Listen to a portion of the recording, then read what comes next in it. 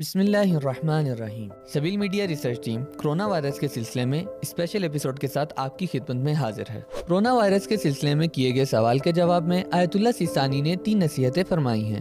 دعا کریں اور گر گرا کر اللہ کی رحمت طلب کریں تاکہ یہ مصیبت ہر ایک انسان سے دور ہو سکے۔ امید ہے کہ مومنین کی دعائیں اللہ تعالیٰ قبول کرے گا۔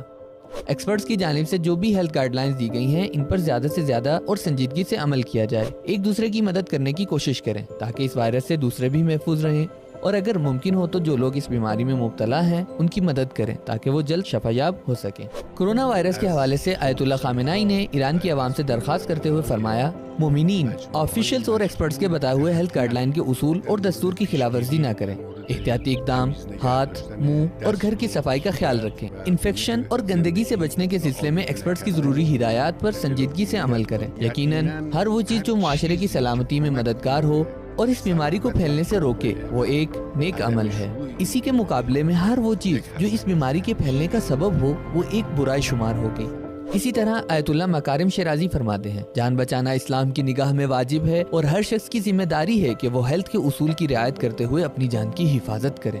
لہٰذا ایکسپرٹس اگر اس بارے میں ضروری باتیں بیان کرتے ہیں تو ان کی باتوں پر بھروسہ کریں اور ان کی بتائی گئی ہدایات پر عمل کریں۔ آئیں ورلڈ ہیلتھ آرگنائزیشن کے مطابق ہیلتھ گائیڈ لائن کو سمجھنے کی کوشش کرتے ہیں۔ کرونا وائرسز کی ایسی فیملی سے تعلق رکھتے ہیں جن کو مرض کاف بھی بولا جاتا ہے، جو کہ معمولی نزلہ زکام سے لے کر شدید قسم کی سانس کی مشکلات ایجاد کر سکتے ہیں۔ یہ وائرس نومبر 2019 میں چائنا کے شہر ووہان سے شروع ہوا اور اس وقت دنیا کے 118 ممالک میں پھیل چکا ہے۔ ورلڈ ہیلتھ آرگنائزیشن نے کرونا کی اس بیماری کو پینڈیمک قرار دیا ہے، یعنی بہت زیادہ پھیلنے والی۔ لیٹسٹ رپورٹ کے مطابق اب تک اس بیماری کے تقریباً 1,70,000 سے زائد کیسز رپورٹ ہوئے ہیں اور اس کی وجہ سے 6,525 اموات ہو چکی ہیں۔ دوسری طرف 77,778 مریض شفایاب ہو چکے ہیں۔ اس بیماری میں سب سے خطرناک بات یہ ہے کہ یہ بیماری انفیکشس ہے، یعنی وائرس لوگوں میں ایک دوسرے سے بہت جلدی پھیلتا ہے۔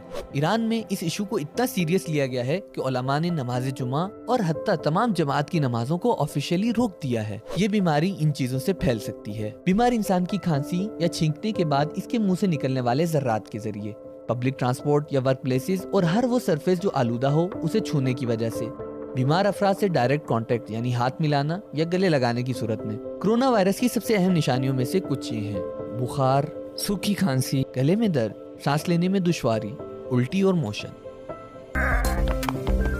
وہ افراد جن کے لیے کرونا وائرس سب سے زیادہ خطرناک ہے وہ یہ لوگ ہیں، وہ لوگ جن کا امیونٹی لیول کم ہے، انفینٹ یعنی بہت چھوٹے بچے، حاملہ یعنی پریگننٹ خواتین، بوڑھے اور بزرگ افراد۔ نوٹ: سب سے زیادہ اموات بوڑھے لوگ اور ان افراد کی ہوئی ہیں جن کو پہلے سے کوئی خطرناک بیماری تھی۔ اگر انسان کا مدافعتی نظام یعنی امیونٹی سسٹم کمزور ہو تو اس صورت میں یہ وائرس گردے اور سانس کی تکالیف اور حتیٰ موت کا سبب بھی بن سکتا ہے۔ بیمار فرد کی سچویشن کے حساب سے ڈاکٹر کی تشخیص کے مطابق بخار کی دوائیں، ڈرپ، آکسیجن، اینٹی بایوٹکس اور دوسری چیزوں سے اس کا علاج کیا جا رہا ہے۔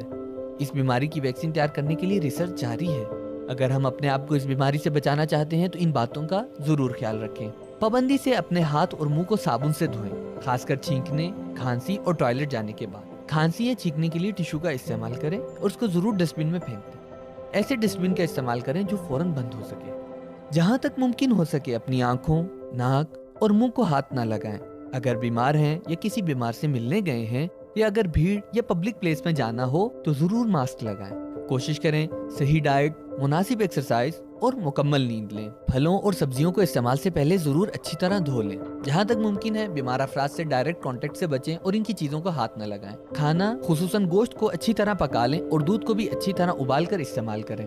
نوٹ: کرونا کا مرض اگر شناخت ہو جائے تو انیشیل سٹیجز میں اس کا علاج ممکن ہے۔ آپ سے درخواست ہے کہ اس بیماری کی نشانیوں کی صورت میں فوراً ڈاکٹر سے رابطہ کریں اور ہمیشہ یاد رکھیں، احتیاط علاج سے بہتر ہے۔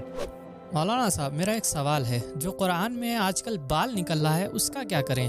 اسلام دین عقل ہے اور خرافات اور اندھی تقلید کا دشمن۔ قرآن و اہل بیت نے جا بجا ہمیں غور و فکر اور عقل و سمجھ سے کام لینے کی دعوت دی ہے۔ قرآن میں بال کا نکلنا اور کرونا وائرس سے محفوظ رہنے کے لیے اسے مفید بتانا یہ بھی ایک خرافاتی عمل ہے۔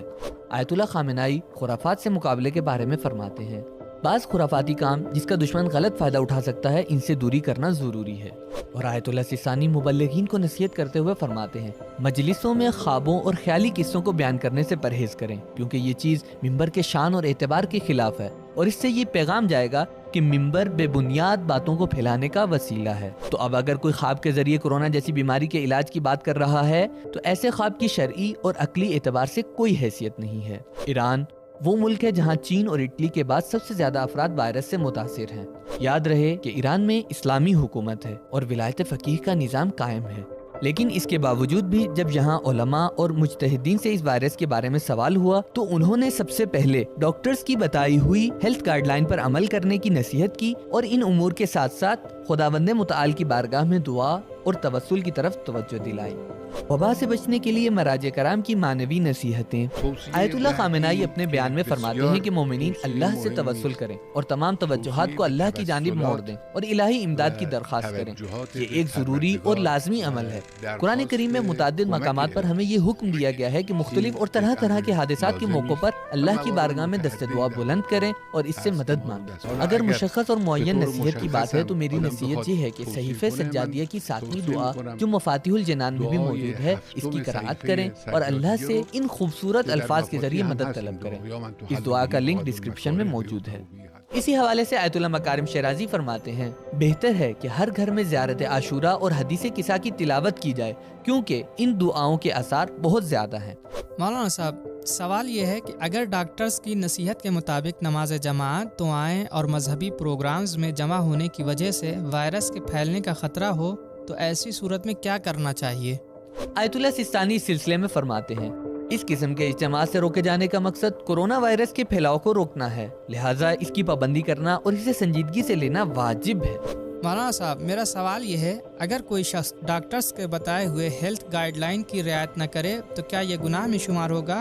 اور اگر کوئی شخص کسی دوسرے کو اس بیماری میں مبتلا کر دے تو ایسی صورت میں وہ اس کے میڈیکل کے اخراجات کا ذمہ دار ہے یا نہیں؟ اگر انسان کو اس وائرس سے مریض ہونے کا خوف ہو اور انسان اس بات کا احتمال دے کہ اگر وہ اس وائرس میں گرفتار ہو گیا تو وہ مر جائے گا یا اسے سخت نقصان پہنچے گا تو ایسی صورت میں ہیلتھ گائیڈ لائن کی رعایت واجب ہے، اور اگر رعایت نہ کرے اور خدا نخواستہ وہ اس مرض میں مبتلا ہو جائے تو پھر اللہ کی بارگاہ میں شرعی طور پر اس کے پاس کوئی عذر نہیں ہوگا، یعنی وہ گناہگار ہے۔ اگر اے شخص جو کورونا وائرس میں مبتلا ہے اور ہیلتھ گائیڈ لائنز کو نظر انداز کرتے ہوئے بی شخص سے ملاقات کرے اور بی کو اے کی بیماری کی کوئی بھی اطلاع نہ ہو اور بی بھی اے کی بے احتیاطی کی وجہ سے بیمار ہو جائے تو ایسی صورت میں اے شرعی طور پر ذمہ دار ہے کہ بی کے علاج کے تمام اخراجات کو برداشت کرے، اور اگر اس بیماری سے بی کی موت ہو جائے تو اے پر اس کی دیت بھی واجب ہوگی۔